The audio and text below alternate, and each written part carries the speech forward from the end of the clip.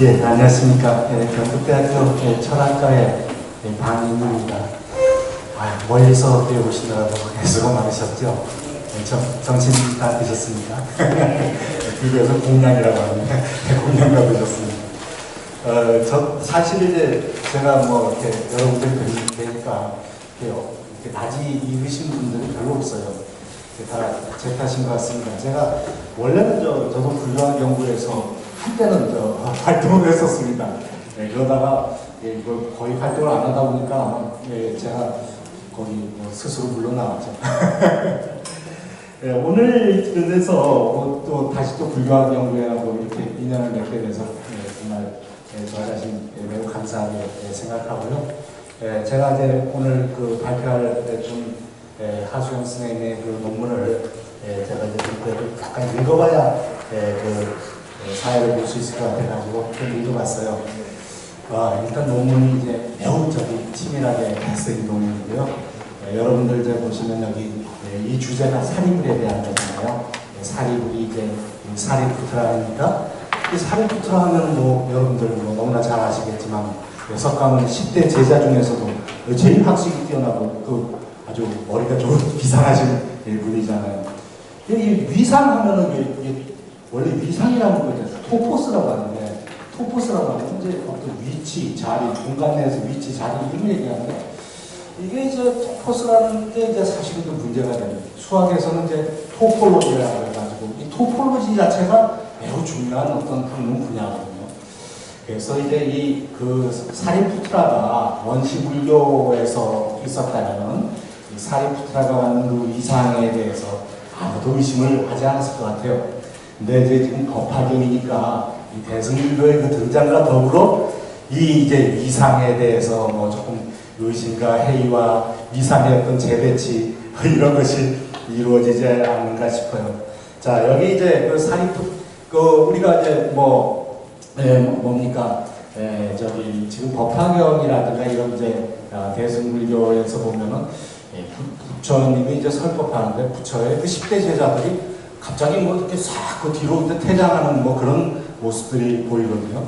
제 기억으로는 여기 법화경에서도 그러지 않은가 싶은데, 그래서 이제 이 대승불교의 어떤 등장을 알리는 어떤 무대 배경에서는 일단 10대 제자가 물러나고 보살이 이제 나타나야지 이제 대승불교의 어떤 그 서막을 알리는 것이기 때문에, 그래서 이제 이 사리푸트라에게 어떤 위상을 배정하는가 하는 것이 매우 중요한 문제가 된 것 같습니다. 어쨌든 제가 조금 좀 말이 길었습니다. 바로 발표를 듣도록 하겠습니다. 감사합니다. 안녕하십니까. 오후 첫 발표를 맡게 된 유광작전 홍영정입니다. 만나뵙게 되어 반갑습니다. 사실은 이 발표는 저의 첫 데뷔 발표입니다. 저는 6월 발표를 거의 하지 않았고, 오늘 첫 데뷔인데, 이 데뷔를 불교학 연구회라는 한국을 대표하는 학회에서 할 수 있게 돼서 개인적으로 너무 감회가 깊고 또 영광으로 생각을 합니다. 그래서 첫 발표라서 약간 긴장이 된 면이 있는데 양해를 좀 해주십시오. 제가 이제 이 논문의 제목은 법화경에서의 사리불의 위상에 대한 소고 이렇게 이제 지었습니다. 사실 이 논문은 이전에 제가 같은 제목의 논문을 쓴 적이 있습니다. 그때 부제가 달랐습니다. 그 논문에 대한 소개가 이제 발표문 그 첫 페이지 밑에 같은 제목이 있습니다. 그런데 거기에 이제 범어 용어를 중심으로 본다 이렇게 해서 이 논문은 문헌학적인 관점에서 사리불을 검토한 논문입니다. 그래서 범어본하고 티벳본도 좀 봤습니다. 범어본하고 한역하고 비교를 했더니 좀 차이 나는 부분이 분명히 있었고, 그래서 이 부분을 어떻게 이해하는가 그래서 여러 연구들, 여러 학자들의 견해를 검토하고 제 의견을 밝혔던 것이 이제 저의 이전 논문이었고요. 이거는 그렇게 되면 범어본이랑 한역본하고 이독이 차이가 크면 주석서 같은 어떤 해석에 있어서 어떤 문제가 수반되지 않을까라는 관점에서 이제 착안한 것이 이번에 발표입니다. 그래서 그때 부제는 이제 사리불은 퇴보리심 성문인가 응화 성문인가 이렇게 이제 부제를 달았습니다. 예, 그러면 이제 발표를 들어가도록 하겠습니다. 그래서 이 퇴보리심 성문, 응화 성문이라는 이 용어는 사실 세친의 법화 경론이라는 주석서에서 법화경에서 수기를 부처님께 수기를 받은 성문을 네 종류로 분류를 하고 있습니다. 이것이 이제 첫 페이지에 보시면 결정 성문, 증상만 성문, 퇴보리 성문, 응화 성문이라고 사리불이 이제 규정을 하고 있습니다. 근데 부처님께 직접 수기를 받은 사람은 퇴보리심 성문과 응화 성문이다. 그리고 나머지 두 부류의 성문들은 부처님께 직접 수기를 받지 않았다. 이렇게 이제 얘기를 하고 그 부분을 넘어가고 있습니다.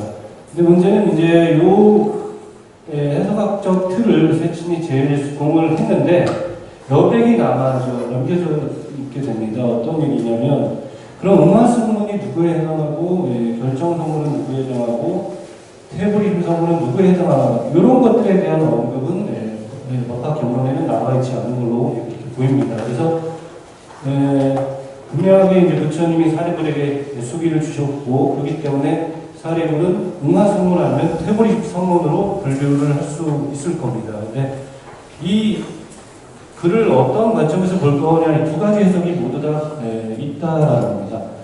그래서 그런 내용들을 소개하면서 법어본으로 우리가 다시 법어본 맥락과 비교하면서 보면 또 어떻게 이 부분을 우리가 합리적으로 이해를 할 수 있을까 하는 것이 이제 그런 관점에서 제가 법어본의 맥락을 이제 경론과 함께 소개를 했고요. 그래서 그러고 나서 이제 본부의 입장이라고서 제 입장을 피력해봤습니다.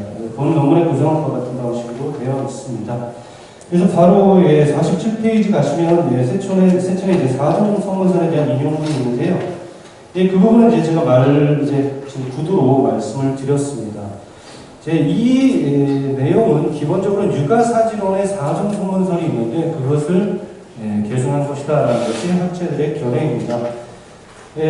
여기서 유가사지론에서 이거 47페이지고요. 유가사지론에서 응화 성문은 이제 병화 성문이라는 언어로 번역되어 있는데 그 내용은 부처님이나 보살이 성문으로 화연하여 중생을 구제하는 것 이런 식으로 이제 정의가 되고 있습니다. 그래서 원래는 부처님이나 보살이라는 거죠. 그래서 성문에 행세를 한다. 이것이 이제 응화 성문의 정의라고 이렇게 생각이 됩니다. 자, 그렇다면 사리불은 어떻게 세친이 남긴 그 해석하기 어떤 여백의 관점에서 볼 때 사리불은 어떠한 유형에 해당하는가 그런 것들은 이제 주석서를 검토한 것이 이제 48페이지 이하의 내용입니다. 제일 먼저 사리불을 퇴보리심 성문으로 규정하는 보는 견해를 제가 먼저 소개를 했는데 사실은 한 가지 말씀드릴 건 사리불을 퇴보리심 성문으로 규정한다거나 이해하는 건 굉장히 일반적인 내용이라고 생각이 됩니다. 왜냐하면 원유의 기신론서 그리고 법장의 기신론 의기 회원의 대승 법원 의림장 이런 데서도 사리불은 퇴보리심 성문이다라는 규정이 확인이 되었습니다. 그래서 이러한 견해는 상당히 일반적인 것으로 보이고요. 최근에 연구 성과들, 그러니까 법화 경론의 그 내용들, 사정성문에 대한 그 내용들을 확인해 봐도 최근에 연구 성과도 대부분은 사리불은 퇴보리심 성문이다 이렇게 이제 규정을 하고 있습니다. 일단 근데 이제 뭐 기신론에 관한 주석한 것이 아니라 법화경 자체에 대한 주석에서 한번 사리불을 어떤 식으로 규정하는가 그거를 볼 수 있는 대표적인 스님이라고 할까요? 그분으로 저는 이제 규기를 들었습니다. 그래서 법상종, 중국 법상종의 이제 홍립자인 규기는 법화 현찬에서 이 세친의 4종 성문에 대해서 명확하게 이제 그 입장을 밝히고 있습니다. 그것이 이제 49페이지입니다. 그래서 49페이지 위에 인용해 보시면 첫째, 둘째, 셋째가 있는데요. 셋째, 대성에서 물러섰다가 다시 돌이킴을 일으킨 성문이다. 부정종성이라고도 한다. 또한 법화 회상에서 수비를 얻은 성문을 퇴보리심이라고 부른다. 사립을 등은 모두 이 부류에 속한다.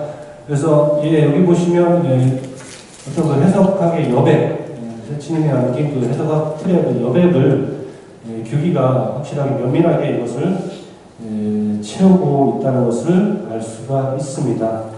규기 스님께서 드신 근거는 법화경과 우바세경입니다.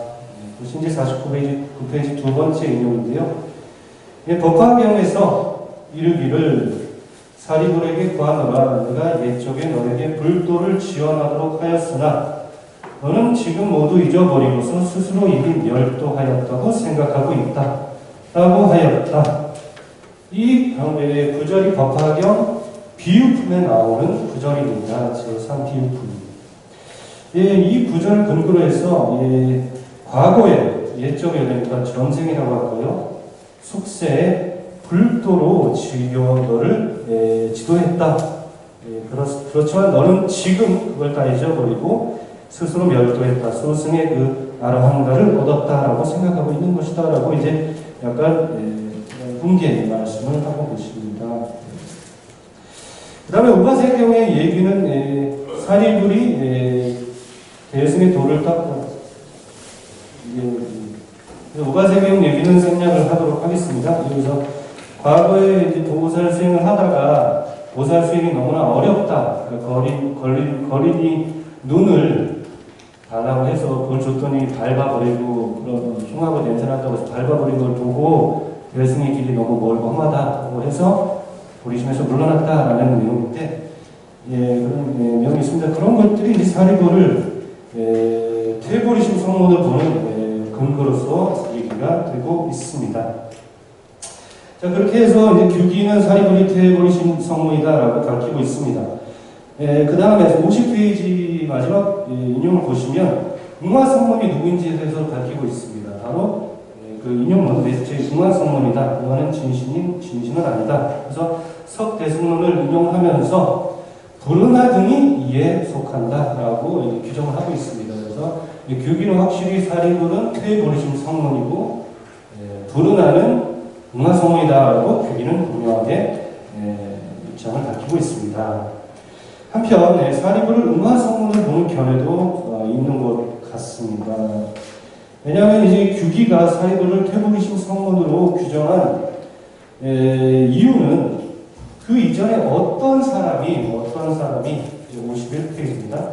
어떤 사람이 사리불을 웅화성문을 보고 있다라고 합니다. 그러나 그것은 잘못된 것이다. 금해불이다라고 합니다. 그래서 다만 사리불은 금기가 높은 성문에 해당할 뿐이며 불은하가 웅화성문이다. 역시 마찬가지 입장입니다. 그래서 어떤 사람은 사리불을 웅화성문을 보고 있다라는 게 규기의 입장이고 이것을 비판적으로 그렇지 않다라는 게 규기의 관점이라는 걸 우리가 확인할 수 있습니다. 그러면 어떤 사람이 누구에 해당하는가가 문제인데 대표적인 주석가가 몇 분 계시지만 이제 법학 경론을 숙지한 주석가라고 하면 길장과 지스님은 지 두 스님을 이제 들 수가 있겠는데요. 길장 스님, 길장의 견해를 보니까 52페이지 보시면 법화형론에서 사리불을 명백하게 퇴보리심 성문으로 규정하는 구절이 확인이 됩니다. 그래서 제가 길장 스님의 모든 책을 다 본 건 아니고 여러모로 검색을 해봤는데요. 그와 같은 일단 제 관견으로는 길장 스님의 얘기에는 사리불을 퇴보리심 성문으로 규정하는 것으로 생각이 됩니다. 그런 것들이 이제 53페이지 각조 19 승화법을에서도 그런 견해들이 확인이 됩니다. 그렇다면 이제 남은 한 사람 지의 견해를 한번 추적을 해봐야 된다고 생각을 하는데 지 52페이지의 인용문입니다. 보면 이제 퇴불 웅화성문을 이제 정의를 하고 있는데 겉으로는 부처님과 보살들이 속으로는 보살됨을 숨기고 겉으로 성문인 것처럼 나타내 보여서 성문들을 대승으로 들게 한다. 이를 웅화성문이란다. 이렇게 규정하고 있습니다. 예, 이렇게 그렇다면 기본적으로 이거 계속 사실 비슷한 얘기입니다. 육아사실부터 시작해서 석대생문부터 시작해서 바로 이 지혜 법학 문구의 규정이 대부분 비슷한 내용입니다. 이게 54페이지입니다. 기본적으로 음화성문은 불보살이 성문으로 표현한 것이다 라는 것이 기본적인 입장입니다. 이것이 공통적인 견해인 것 같습니다. 자, 그렇다면 지휘스님은 지휘는 사립을 어떻게 보는가라는 것을 우리가 살펴볼 수가 있는데요. 54페이지 인용문을 다 읽기는 어려울 것 같습니다. 근데 이제 과거에도 법화경 서품에 보면, 제1 서품에 보면 과거에도 부처님이 이제 법화경을 설했는데 그때는 묘광이라는 보살을 상대로 지목하면서 묘광화 하면서 이제 법화경을 설했다는 얘기가 나옵니다. 그리고 지금은 이제 방편품에서 부처님이 사리부라라고 하면서 지목하면서 법화경 설법이 시작됩니다. 그런데 이 두 사람의 입장 혹은 위상이라는 말을 썼는데요. 위상이 같은 것이냐 다른 것이냐 할 때 지의 입장은 같은 거라고 하는 것입니다. 그러니까 묘광이 대보살인 것처럼 사리불도 보살이라는 것이 지의 입장입니다. 무슨 얘기냐면 그 인용문을 보시면 알 수 있습니다. 근데 묘광, 그럼 과거의 그 묘광은 누구냐? 지금의 문수사리가 바로 문수사리 보살이 과거 묘광이었다는 겁니다. 그래서 그러니까 묘광이 문수사리 보살이라는 거죠. 그래서 그와 같은 위상을 사리불에게 부여하고 있다라는 겁니다. 법화경에서 결국 거기는 하나의 구조적인 특징, 구조적인 관점을 지가 거기서 확인한 것, 거기를 통찰한 것으로 생각이 듭니다. 바로 누군가를 처음 설법 대상으로 정하고 설법을 시작할 때 그 대상은 굉장히 특별한 의미가 있는 대상이라는 것이 55페이지의 첫 단락의 내용입니다. 자, 그렇다면 밑에 묘강은 보살이고 사리부는 그냥 성문에 지나지 않는가 했을 때 지의 입장은 다음과 같아요. 55페이지의 내용을 보시면 수적, 그러니까 본 모습을 수적, 드리운 모습을 밝힌다면 신자 또한 사리불 또한 얼마나 대보살이다라고 말하고 있습니다. 그래서 사리불이 분명히 대보살의 지위에 있다고 말하고 있고요. 그 밑에 인용을 보시면 본적에 입각해 해석하겠다 이렇게 이제 얘기를 하면서 사리불은 원래는 아주 먼 옛날에 성불에서 이름을 분명 불타라 일컫는 분인이 자취를 나타내며 석가보니 세존을 구하 그의 우면 제자가 된 것이다. 이렇게 이제 얘기를 하고 있습니다. 그래서 간단하게 말씀드리면 지휘스님은 사리불을 대보살로 보고 있고 다른 구절에서는 또 법화 회상의 사리불 정도의 보살도 많지는 않다라고 할 정도로 아주 높이 평가를 하고 있습니다. 그렇게 그리고 이제 규기가 응하성문 이꼴 부르나 점자라고 했던 그 근거가 되는 품은 바로 500제자 수기품인데요. 56페이지입니다. 500제자 수기품에서 두 번째 단락인데요. 거기를 보면 규기도 마찬가지고 지스님도 마찬가지고 바로 응하성문이 부르나가 응하성문이다라고 하는 것은 500제자 수기품에 보살임을 숨기고 성문을 행세한다 이 규절에 근거하고 있습니다. 그래서 지의 입장은 명확하게 대보살이자 과거에 돛다했던 사리불을 응하성문으로 강조했을 것이라는 추론이 가능합니다.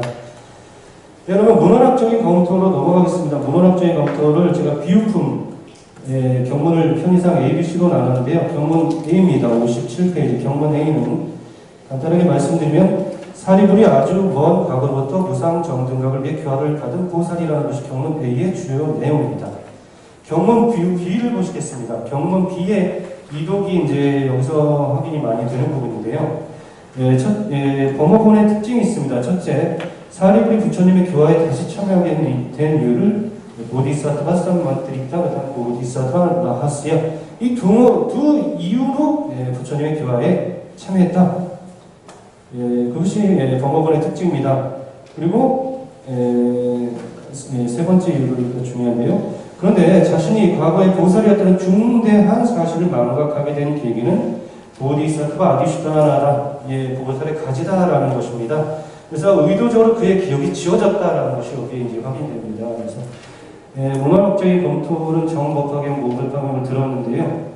여지를 말씀드리면 정법화경은 보디사트바 산마트리타 보디사트바 라가스야 보디사트바 아디슈타나 이 세 개 대응하는 문구가 확인이 되는 것으로 생각됩니다. 묘법야라경은 이 대응이 좀 미묘합니다. 이것을 통틀어서 이 세 용어를 통틀어서 이 방편, 인도, 여고, 생각, 법중 이렇게 번역하고 있는 것 같습니다. 그래서 굉장히 포괄적인 번역이 아닌가 이렇게 생각을 해봅니다.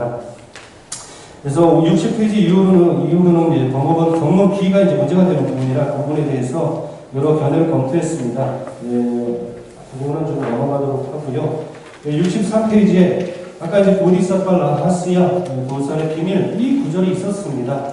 이 부분에 관해서 사실 그 앞에 비유품의 바로 앞에인 방편품에 라하스야가 두 번 등장을 합니다. 이 용어가 두 번 등장하는데 이것이 하나를 지칭하는 것이 아니라 그 어떤 두 대상을 지칭합니다. 바로 63페이지의 인용문인데요. 그 인용문 밑에 부분만 140개서만 읽어보겠습니다. 사리푸트라여 이것이 그대의 비밀이 되어야 할 것이다. 또한 또한 나의 이 모든 성문제자들과 그리고 뛰어난 보살들도 나의 이 비밀을 간직하도록 하라 했습니다. 여기서 라하스야를 중심으로 사리푸트라에게 이것이 그대의 비밀인 것이다 라고 말을 하고 있고요. 그 다음에 나의 비밀이라고 말을 하고 있습니다. 그거에 대한 이해는 제 64페이지를 보시면 되겠습니다. 64페이지에 이 두 번째 단락입니다. 이 두 개성에 대한 필자의 이해를 밝히면 법화 일승의 교가 부처님 유부타의 비밀의 가르침이며 그것이 비밀, 라하스야의 기본적인 양상이지만 사리불이 그 부타의 비밀의 특수한 방식으로 개입되어 있다는 것이 방편품 139, 140 개성의 의미라고 생각을 합니다. 그래서 그것이 이제 그대의 비밀, 그리고 나의 비밀을 따로따로 언급했다라고 이해하는 것이 필자의 이해고 그대의 비밀이 바로 보디사트바 라하스야, 비유품의 그 보디사트바 라하스야로 이어진다는 것이 필자의 입장입니다. 그래서 이해가 어려운 세 견문에 대해서 용어에 대해서 제 나름대로 이해를 제시한 것이 64페이지입니다. 보디사트바 산마드리타 이것에 대한 번역이 제가 학자마다 많이 다르지만 저는 그것을 일단 밀리학이라고 번역을 해봤습니다. 그래서 혼자 계획을 세운 것이 아니라 어떤 밀리학 그런 것이 부처님과 사리불 사이에 오고 갔다라고 저는 생각을 하고 있고요. 결론적으로 그것은 어떤 의미냐면 일종의 임무를 띠고 사리불이 부처님 기와에 태어났다라고 저는 이해하고 있습니다. 그리고 그 구체적인 내용은 64페이지의 마지막 내용입니다. 원래는 보살이지만 교단 내부에서 소문의 모습으로 각자의 일불성 기호를 돕는 것이라 이해한다. 그것이 이제 보디사트바 산마드리타의 내용이라고 저는 생각합니다. 죄송한데요. 네. 쌤한테 배당된 시간은 지금 다 되긴 됐는데 아직 그 제일 중요하신 부분을 못 읽으셨어요. 네. 제 생각에 68페이지에 원고의 입장으로 좀 넘어가셔가지고 네, 알겠습니다. 발언을 좀 그래서 68페이지로 69페이지 보시면 되겠습니다. 그래서 69페이지 두 번째 문단입니다. 필자의 사리불에 대한 이해는 다음과 같다. 사리불은 스스로 대승의 난행에서 물러나 보살의 기억을 망각하고 현재 소승에 만족하는 성문은 아니다. 그는 과거 보살이었던 석존과의 협의하에 의도적으로 자신이 보살임을 숨기고 석존의 교화에 참여하여 교단 내부에서 부타의 일부를 쓴 교화를 돕기로 하였다.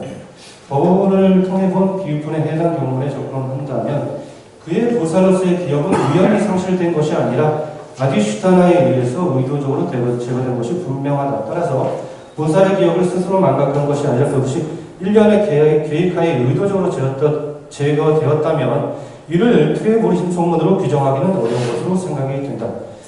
오히려 사리불은 보살이지만 그 모습을 감추고 성문의 모습으로 교단에서 활동한다는 우백제나 수비품이 불로나와 유사한 면이 보인다. 실제로 교단을 대표하는 인물인 사리불이 법화경의 성문교화에서 큰 역할을 했다는 것은 경전의 내용상 부정하기는 어렵다. 어떤 의미에서 사리불의 보살이고 부처님 부르나의 그것보다 더욱 철저한 것이었다는 이해도 가능할 것이다 라고 생각을 하고, 그러한 입장, 저의 견해는 사리불을 퇴보리심 성문으로 보는 규기의 견해보다는 사리불을 응화 성문으로 보는 대보살이 성문의 모습으로 활동하는 것, 그건 규정의 내용인데요. 바로 그 규기의 이해보다는 지의 그것에 보다 가까운 것이라고 말씀을 드릴 수가 있겠습니다. 이상으로 발표를 마치도록 하겠습니다. 네, 발표 감사합니다. 지금 진행 절차를 보니까 나중에 종합 토론은 없는 것 같아요. 그래가지고 일단 지금 논평하실 분이 제1 논평과 제2 논평이 있는데요. 그 성격사 일단 논평자의 발표를 연달아서 듣고 그 논평자가 각각 한 10분 정도 써주시면은 한 20분 흐를 거 아닙니까? 그리고 나머지 10분을 요 주제에 대한 종합 토론으로 그렇게 진행하도록 하겠습니다. 자, 그러면은 먼저 제1 그 논평으로 남수영 선생님 부탁드리겠습니다.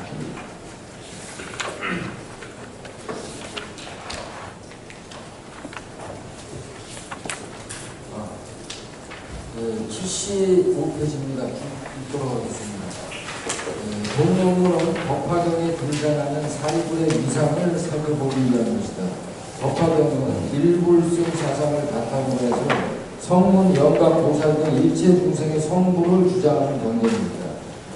이 법화경에 이와 같은 사상이 별거 아니다라고 생각할지 모르지만 그 당시에는 이게 획기적인 사상인데요. 왜 그런가 하면 부파 불교하고 대승 불교하고 서로 비난하면서 싸웠거든요.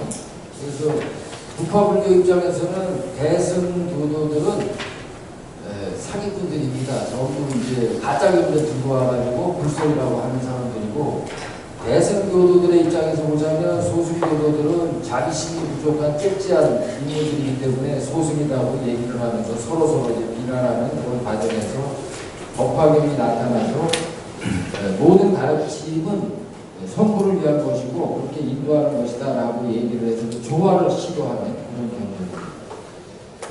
그래서 그 같은 일불승 사상에 따라 가지고 성문 제자 가운데 대표격인 사리불이 법화경 제3 비유품에서 부처님으로부터 성불의 수기를 받는 것으로 되어 있습니다. 유식학파 문사인 세친은 자신의 법화경 주석서 요거 명왕의 요가제사에서 법화경에서 수기를 받는 성문을 4종류, 결정 성문, 증상만 성문, 퇴보이심 성문, 응화 성문으로 분류를 합니다. 성문들도 다 성불할 수 있다고 수기를 주고 있는 것이죠. 그런데 그에 따르자면 그 중에서 퇴보이심 성문과 응화 성문은 부처님으로부터 직접 수기를 받고, 다른 나머지 결정 성문이나 증상만 성문은 상불경 보살로부터 수기를 받는다고 합니다. 사리불은 법화경 제3 비유품에서 부처님으로부터 수기를 받기 때문에 세친의 설명에 의하면 퇴보림 성문이거나 응화 성문이거나 어느 한쪽이라고 생각이 됩니다. 규기는 유식학파의 입장에서 법화경을 주석한 법화 현찬에서 사리불을 퇴보심 성문이라고 규정하고 있습니다. 그런데 지일 스님은 규기보다 빠른 시기에 자신의 법화경 주석서의 법화 문구에서 사리불을 응화 성문이라고 규정했습니다. 그렇다면 법화경에서 등장하는 사리불을 퇴보심 성문이라고 봐야 되느냐, 응화 성문이라고 봐야 되느냐, 이렇게 의문이 제기가 되는 것이죠.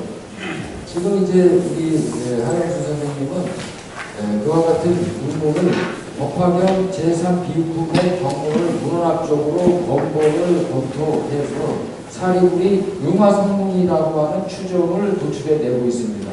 즉 사리불은 과거세 부처님이 보살이었을 때, 보살의 기본 개념은 석가모니 부처님의 전생입니다. 전생에 옛날에 이제 선해동자로 태어나서 연등 부처님으로부터 수기를 받고 그 이후에 사마승기급 더하기 10만 년 동안에 계속적인 수행을 닦아오는 그 세월을 전부 보살이라고 얘기합니다.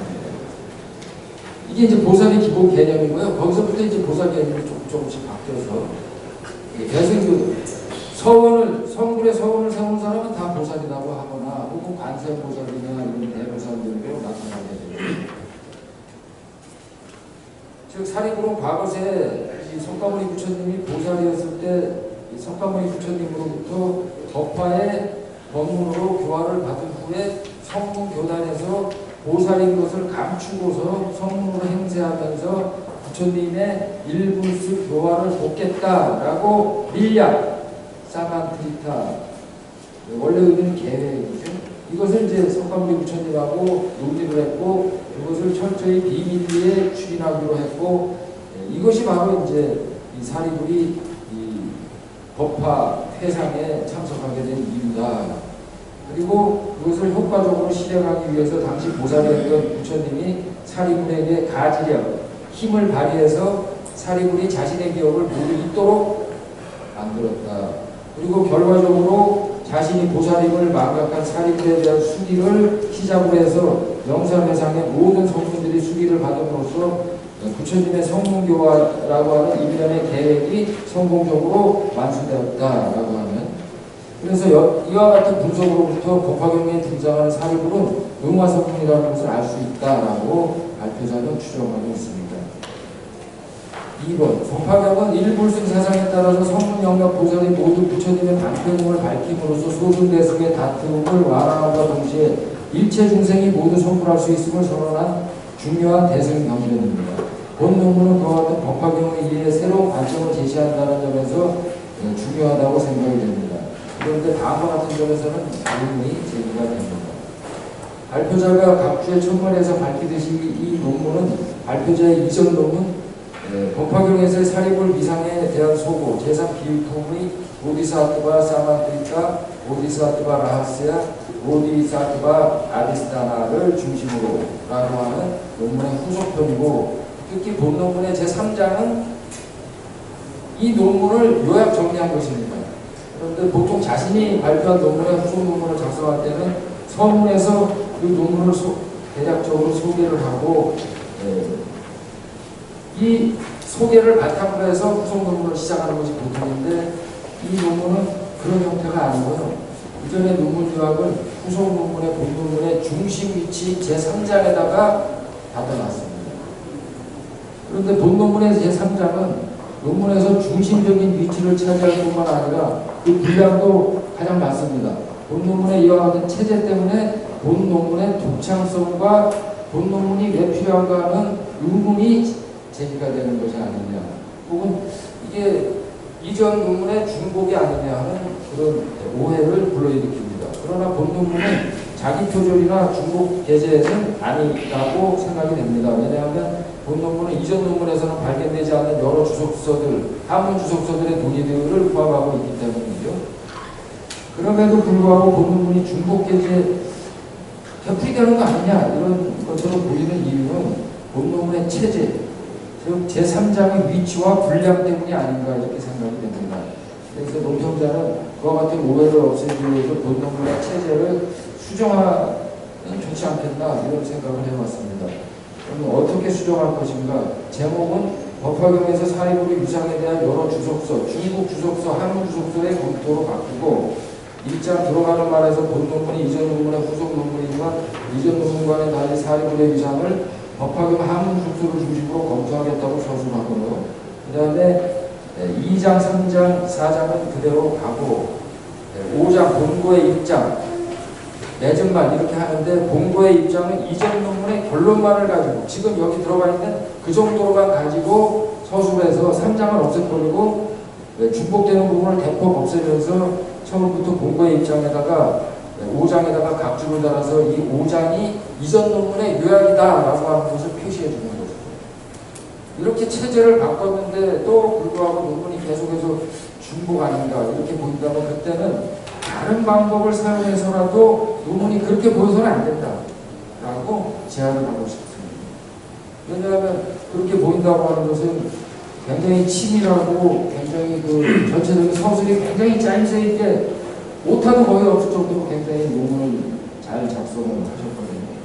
그런데도 이전 논문과의 어떤 그런 그 중복되는 그런 부분 때문에 이 논문이 가치가 좀 약화돼서 보인다고 하는 그런 아쉬운 마음이 있었습니다. 그래서 그 점에 대해서 어떻게 생각하시는지 좀 여쭤보고 싶고요. 2번은 사소한 문제입니다. 49쪽의 인용문 중에서 첫째 결정 전송이다 또한 적지 성문이다 이렇게 돼 있는데요. 한 분이 다르죠. 취적입니다. 취적.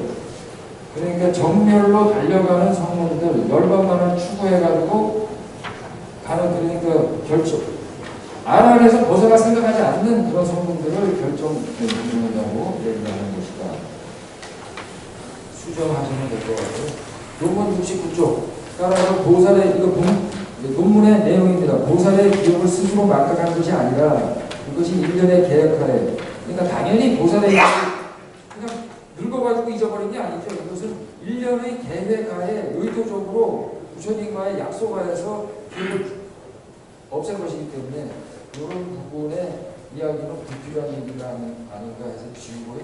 뒤에 따라서 일련의 계획하에 의도적으로 기억을 지은 사리불의 경우 이를 퇴보이신 종으로 규정하기는 어려울 것으로 생각된다. 이렇게 하면 좋지 않겠나 생각합니다.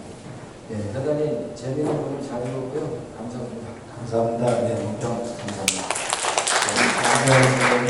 네, 학계 선배로서 논문 쓰는 논문의 어떤 방법이라든가 이런 거에까지도 세심하게 조언을 해주신 것 같습니다. 자, 그럼 제 2논평 문칙 선생님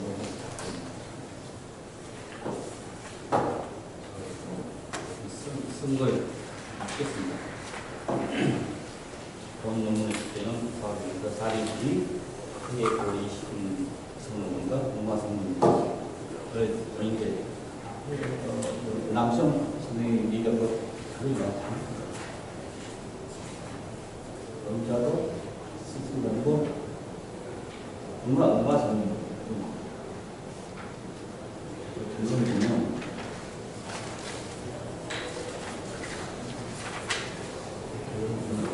필장 동마와 마찬가지로 보다는 예배는 있는 걸 음화성문 저도 응화성문이라고 얘기하겠습니다. 아니 여기 여자가 여기 70이 다안 했다고 아니 1호부터 복화경에 등장하는 사리불을 응화성문이라고 알 수 있다는 것이다. 그것이 아니죠. 응화성문이 아니라고요? 음화성문이 아니죠. 시간이 있으니까 일단 논평을 저 읽겠습니다. 그냥 논평장 원문을 읽으면서 복화경 나라 복화경 하겠습니다. 많은 것을 발표를 연자에 같은 거였습니다. 수업은 강의 문제 깊이는 안 봤던 문제를 공업장 같은 거 좋은 발표 논문은 원논문에 붙이지 않고 이전 발표 논문을 잘 쓰지 않으면 이야기 힘들다는 생각을 했습니다. 또 한역 도박 유력분이라고만 있고 도박의 유전 권력을 감수하면서 강화했습니다. 그러나 과거에는 몇 개 원문 공업 사본이 존재합니다. 이 논문 공업은 이 그대로 이어집니다. 우리가 보통 과학을 요거 과학 같은 거 다 달리 이렇게 안 되는 것도 있습니다. 저는 한 네 가지 정도 했는데 국문일 보험 발표 논문 각기 1에서 40 과학에는 머리 지역과 물만화 지역 두 종이지만 공부에서는 머리 지역만 이용한다라고 먼저 얘기했습니다. 이 두 역구만 그래서 특징이죠. 머리의 어떤 특징들에 그냥 이용하고 물만화의 어떤 특징이 있게 높게 이용하는 건지 그걸 먼저 얘기 좀 해줬으면 좋겠습니다. 개인적으로.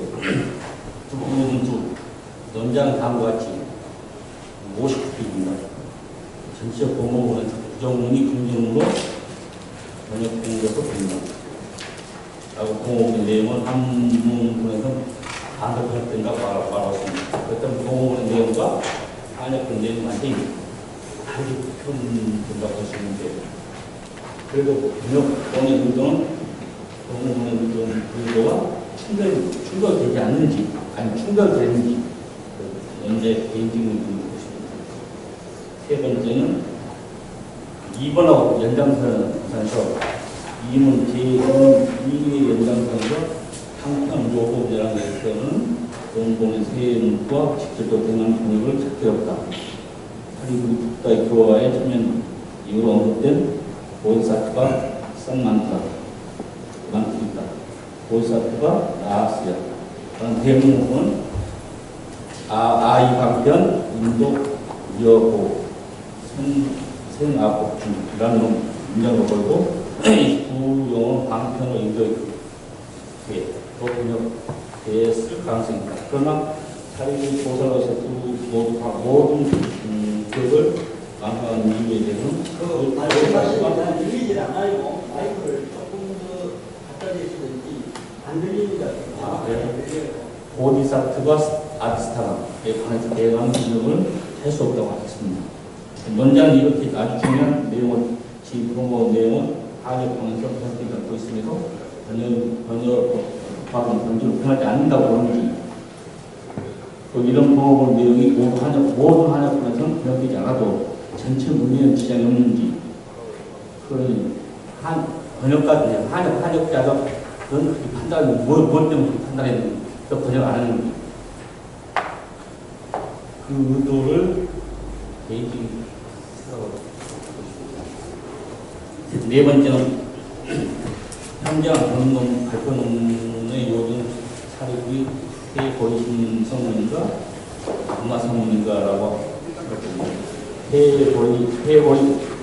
해보이신 성문이란 예술적으로 기르거나 소수적은 성문 이를 말한다면 문화성문이란 불보살기 성문의 모습을 변화시키는 것 같으며 성문을 대승을 이끄는 자라고 말합니다.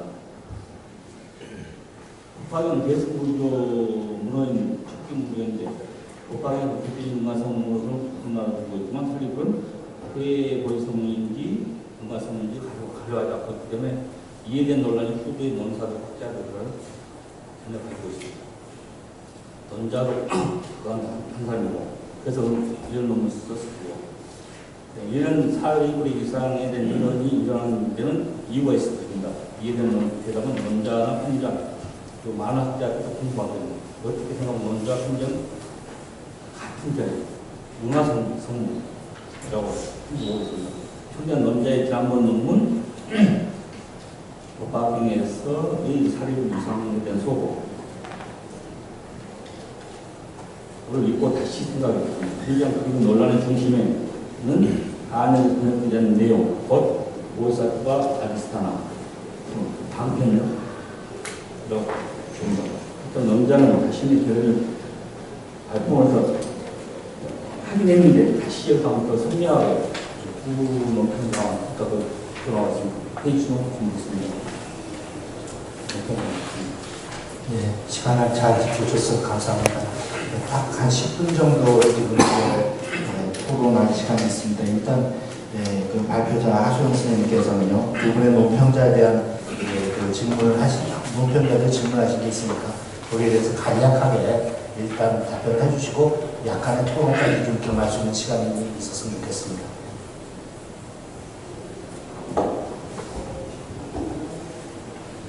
예, 논평 감사드립니다. 먼저 남수영 선생님의 논평에 대해서 답변을 드리겠습니다.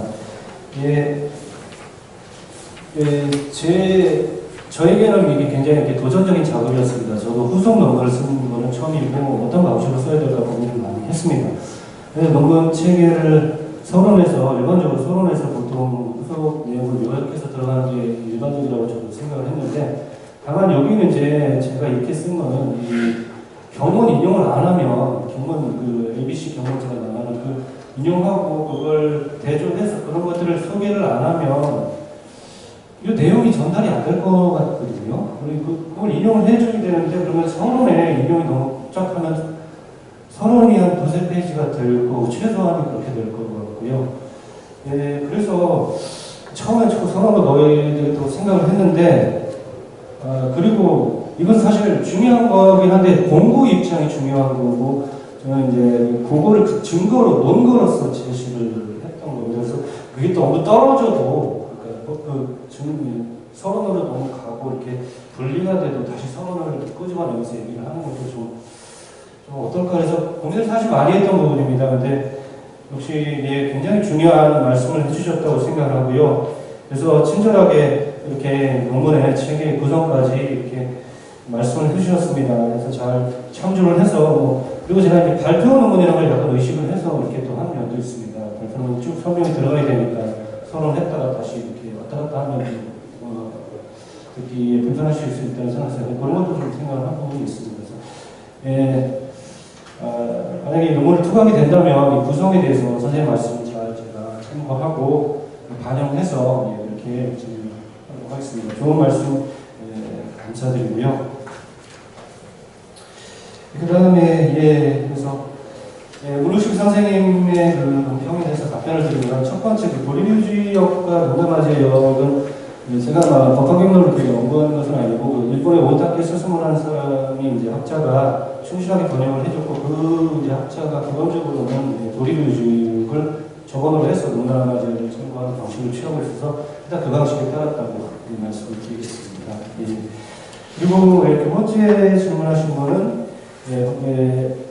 법화경과 이게 한여권과 범어도의 충돌력이라고 할까요? 그런 부분들을 말씀을 하셨는데 그게 좀 나눠지는 것 같습니다. 정법화경은 용어는 번역이 되어 있다고 보입니다. 그래서 보디사트와 쌈마트리타, 보살교 이런 말이 보이고요. 그 다음 보디사트와 라하스야, 보살의라는 말도 보입니다. 보살의, 상이할 의자. 그 다음에 열의 보디사트와 라하스야는 열의 위신, 지수, 건립, 열에 의해서 건립된 것이라 위신이라는 단어가 보입니다. 그래서 용어 자체는 대응하는 것 같습니다. 근데 부정문인지 긍정문인지가 좀 명확하지 않은 것 같습니다. 왜냐하면 범어고는 말씀을 다 드릴 수는 없지만 부정문입니다. 네가 기억하지 못하고 있다고 부정문인데 이 정법화의 경우는 부정인지 긍정인지 조금 판단이 좀 어려웠던 것 같습니다. 그래서 번역이 안 된 건 아니고 대응 관계는 어느 정도 보이지만 맥락이 어떤 식으로 읽혀야 될지는 역시 정법화경의 그 독해의 어려움이라고 생각이 듭니다. 법화경, 범어본과 묘법연화경의 대응에 대해서 3번 의문을 해주셨는데요. 이걸로는 이제 제가 조금 기술을 좀 더 정정을 해야 될 것 같다는 생각이 들었습니다. 그래서 이 세 법어본의 용어가 묘법연화경에서는 이 방편, 인도, 여고 이렇게 되어 있는 것 같습니다. 세 번역을 다 반영을 하고 있는 것이 아닐까 저는 그렇게 생각이 됩니다. 그래서 의역이냐 아니면 그냥 없는 걸 방편이란 말이 범어본에 없기 때문에 빠야 이런 말이 없기 때문에 의역이냐 추가냐 할 땐 추가는 아니고 이 구절 범어본의 그 세 용어를 이렇게 뭔가 굉장히 함축적으로 번역을 해놓고 있다는 인상을 받습니다. 그런데 이제 그것이 어떤 의도에서 그렇게 했는지는 저로서도 좀 추측하기가 어렵습니다. 그러니까 그만하지 스님이 모르고 한 것은 아니고라는 생각이 듭니다. 개인적으로 모르고 하신 건 아니고 어떤 의도에서 그렇게 하셨는지는 그 의도까지는 저도 좀 파악하기 어렵다고 생각을 합니다.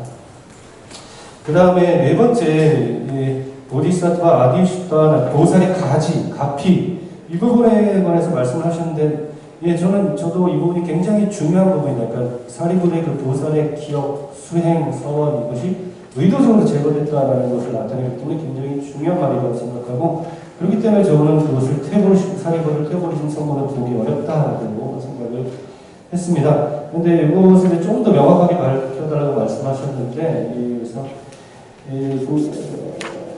보디사트와 아디슈타, 그러니까 보살의 가지라고 하는 것은 일련의 이 계획이 외부에 노출되지 않도록 하는 하나의 장치가 아니었을까 이렇게 생각되고 반대로 역으로 생각을 하면 만약 사리불이 법화경을 설법을 딱 했는데 사리불이 그 자리에서 자리를 박차고 만약에 나갔다 그런 사람들이 있다고 실제로 법화경에 나왔는데 만약에 사리불이 자리를 박차고 그 자리를 떴다 그런 부처님의 요구수표가 성공을 했을까 하지 않았을까 생각을 해보면 굉장히 중요한 그 첫 번째 설법 대선, 징업하는 것에서 굉장히 중요한 의미를 갖고 있다고 생각을 합니다.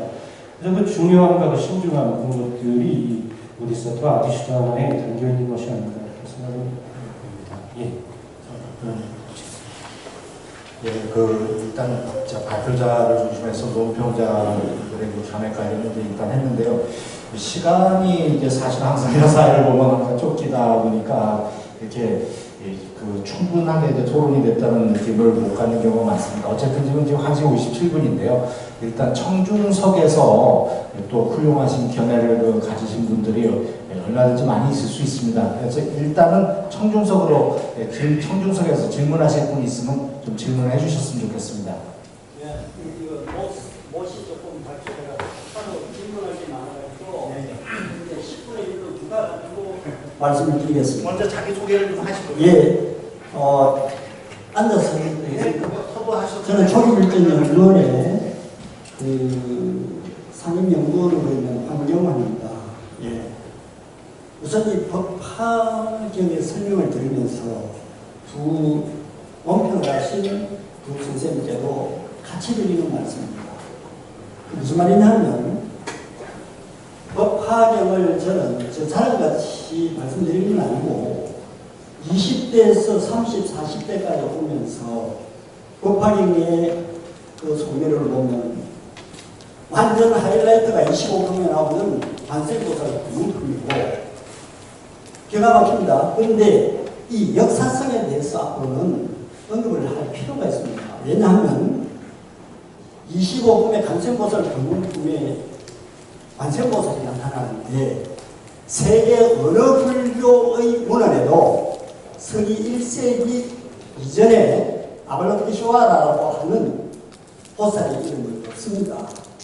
그리고 사리부트라가 등장을 하면서 사리부트라를 좋게도 평가하고 나쁘게도 평가하고 이런 문맥들이 여고세 나타나는 이런 건 좋아요. 그런데 우리의 일반 평범한 불자로서는 다 이거는 역사성에서 법화경은 서기 1세기 전후에서 나타난다고 되어 있습니다. 그러면은 이렇게 들었다고 해서 이 역사성에 대해서 반드시 짚고 이 법화경에 대해서 논쟁 내지는 논문을 쓰더라도 반드시 있어야 될 것이다. 예. 그러면 결과적으로 무엇이 나타나느냐 하면 이건 하나의 아름다운 소설인가 아닌가 진실인가 이것부터 우리가 짚고 넘어가야 됩니다. 지금 21세기는요 이 우주가 138억 년 동안을 광 속으로 평창하고 있다는 것을